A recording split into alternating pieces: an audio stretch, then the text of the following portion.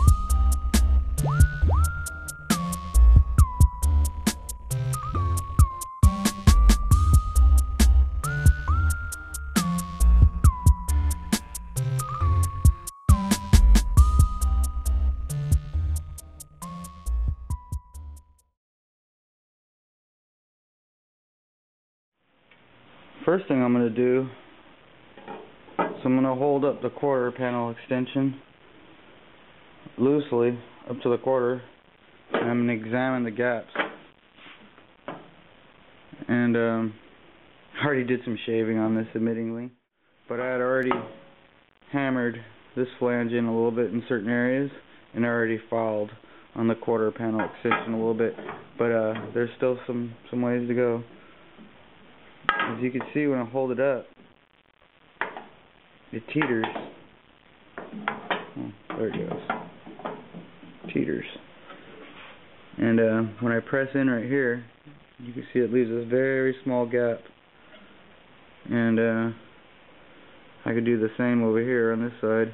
That means in the middle somewhere it needs to be filed down. So I'm going to file down the middle of this.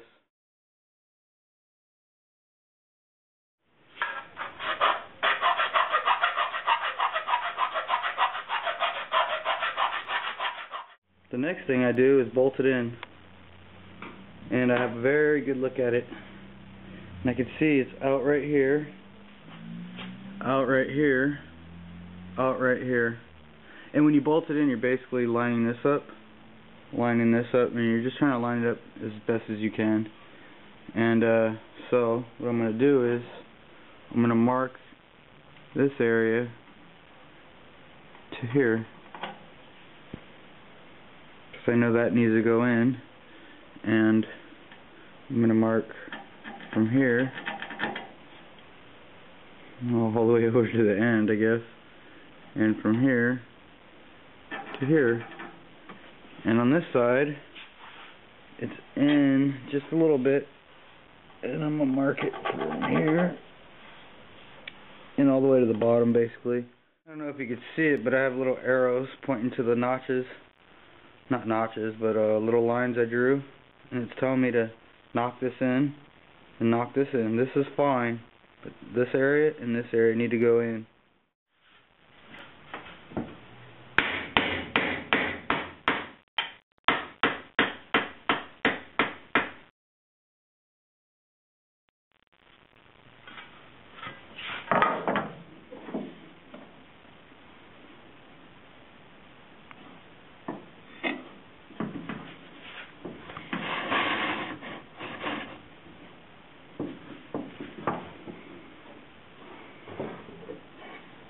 You see I got this area in, but this area needs to go down a little bit.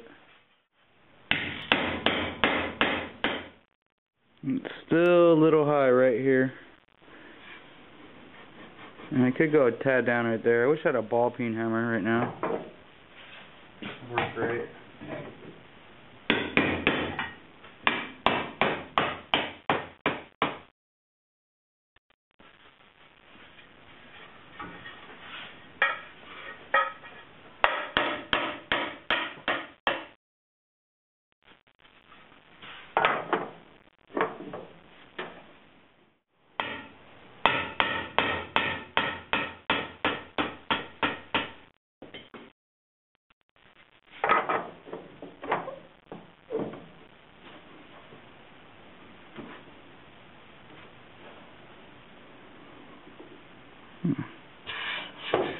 A lot better.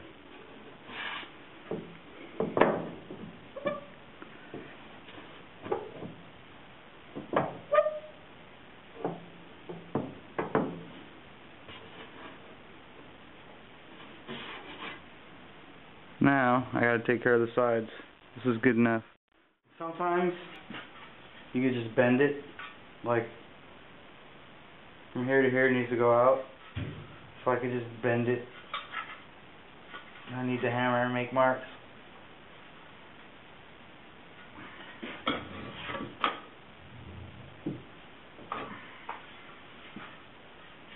Now I gotta check it again because that could change everything else.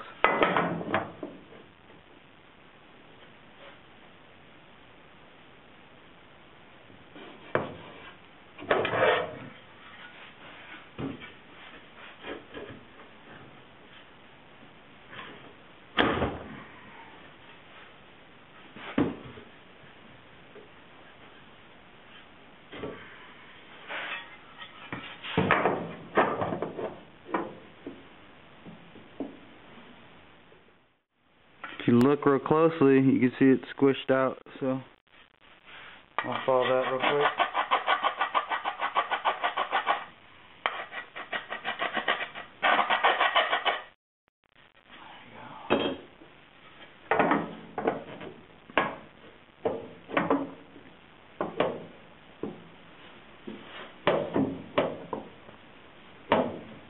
Much better. I'm going to grind this up to clean it up. Now if you look, it's nice and smooth. Still sticking a little bit out right here. I mean, you can't even tell. It looks great. And sticks out a little bit right there, but I'll take it back off and I'll just bend it down. And that'll be it. My main concern was up here, because this is where it was really messed up, but it's nice. This lines up, this lines up. This is nice and flush. And I'm going to throw a bit of mud on here, just to smooth it out. but when I sand it off, there's hardly going to be any mud there. Hardly no mud at all. Everything's even. There's a little slight gap right here, but you can't tell. I mean, once I get the, I guess it'd be like foam or rubber that goes there, everything's going to be nice. Today I'm going to be talking about tools that I made or tools that I use in alternative ways. I'll start with the alternative tools. This right here is a tool that you buy for belt moldings that are on top of the door skin, right below the window. And you reach in the window opening and you pull up your moldings. But to be honest with you, this thing is junk. Instead of using that, I use a cotter pin extractor. And what I do is I stick it in the window opening and I slide it into the molding and I kind of pry it up a little bit and loosen it up. And once I loosen it up a little bit, I can then roll out the molding. This works way better than the tool that's supposed to work. I could also use this, but I don't really like using this. Here's another tool. It's a tire iron. It's an old school one. And just the other day I had a old Toyota Land Cruiser, and the door is dead flat. And when the door is dead flat, it has no arc to protect the shape. And so through the years, it'll begin to sink in.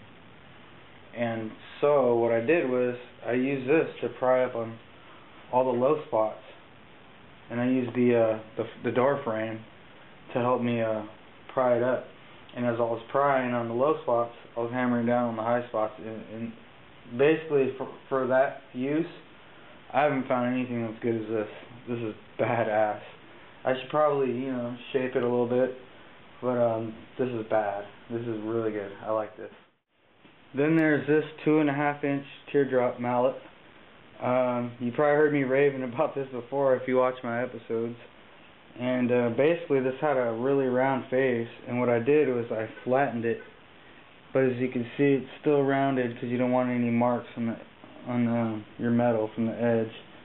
So it's rounded just at the edge, but it's nice and flat. I didn't obviously make this tool, but I did some modifications to it. And this is one of my favorite hammers in conjunction with the shop bag. And you could also use a dolly. Now let's start on tools that I made. We'll begin with this copper magnet for welding. I searched for this online and found that only one company carried it, and it was Eastwood Tools.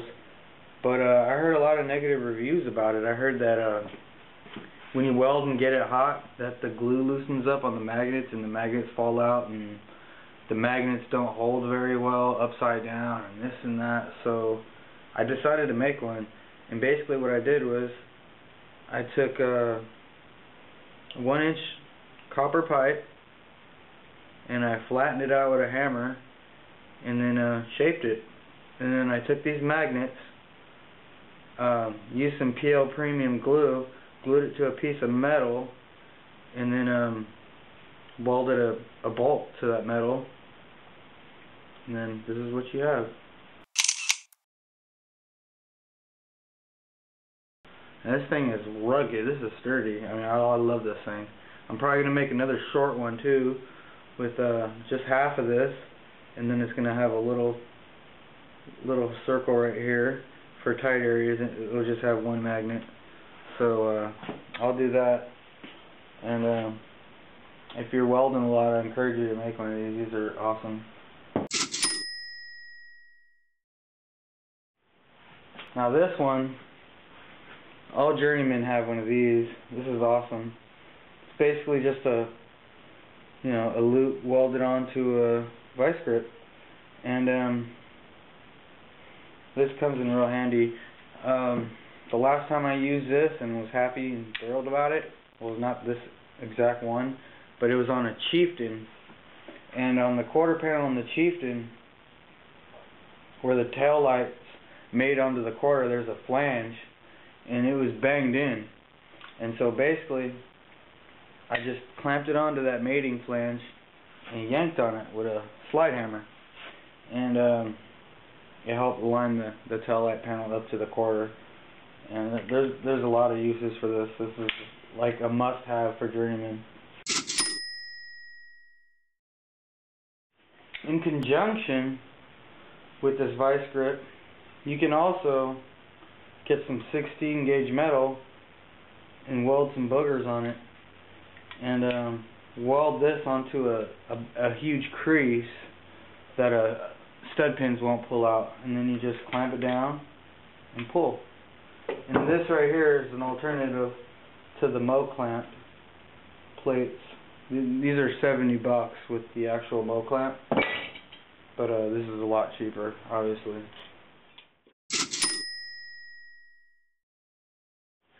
Next, we have this deep throat vice grip for welding with little tabs welded on here, and this is awesome.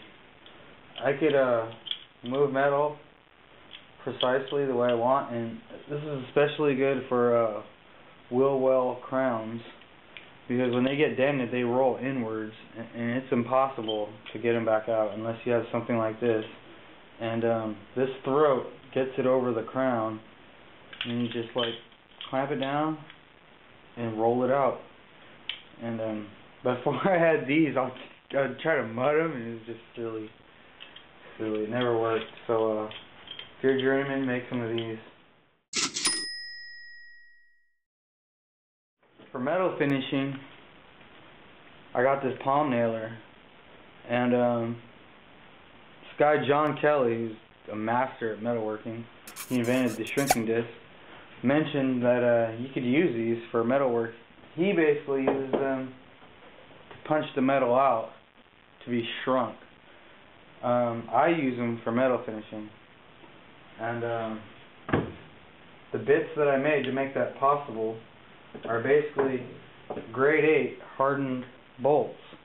If you don't get grade 8, this will mushroom out, and within seconds it'll be stuck in your palm nailer.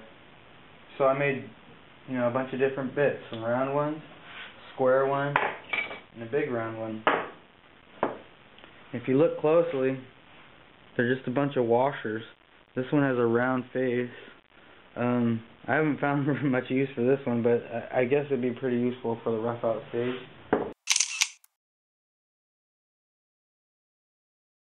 I haven't used this one at all. I don't know about that one. This one is pretty amazing. As you can see, it's a little mushroomed out, and I used it a lot. And this is very good for metal finishing. I haven't used this one yet, and I made this because this one worked out good. But I imagine this one's going to be great. This one's probably going to be the best one. It's nice and flat and big. And basically what you do is you stick the bit in there, and then you get your shop bag. And the thing is, though, the drawback is you got to hold it so tight that your shoulders will end up hurting. So you don't want to be doing that for too long. But in a nutshell, it's a great tool if you make the right bits for it. The last tool I made is a pogo stick.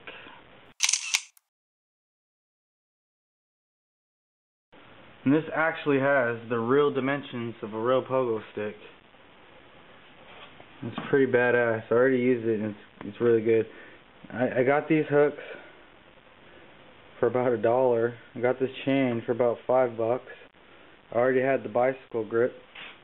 Got this square washer for about, I don't know, 50 cents, and this pole for about $5. And basically you attach it with this. You wrap it around whatever you're gonna pull, and then you tighten this up. And you use it as you would a pogo stick. And I'm pretty happy about that, because I learned some new ways to use this, and I didn't have it when I learned them. I learned them online from some tutorials, and I thought to myself, hey man, this thing's gonna cost like $159 and I may not even use it all the time. And so I decided to make one, and it was very easy. And I'd encourage you to do the same.